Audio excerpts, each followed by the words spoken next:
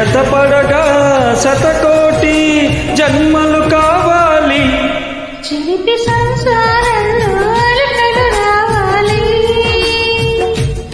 అలకలన్నీ ఎగిరే చిలకలు కావాలి.